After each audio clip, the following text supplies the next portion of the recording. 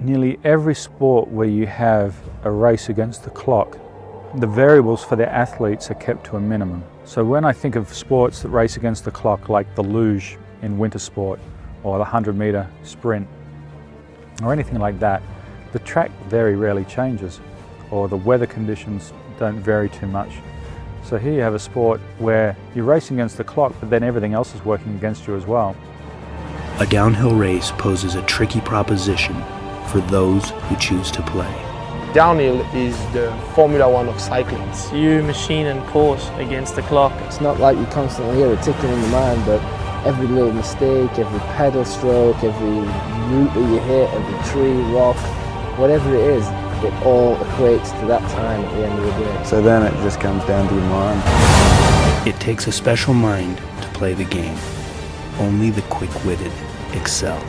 To win a World Cup, you need to be dead fit and you need to be a bloody good rider, like technically, but also you have to be mentally really strong. In this game, I'd say mental aspect is where the races are won and lost. Your mind's so hard to train.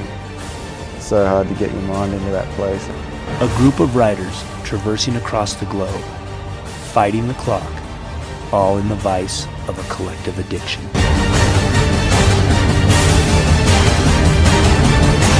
Downhilling, it's a pretty surreal sport, really. It's 5 minutes where the world fades away and nothing else matters. It's crazy to be in a state where nothing else matters. Like, you hardly ever get that way in life. You always have one or two things on your mind. And well, it's something amazing in our sport. Everything goes like that.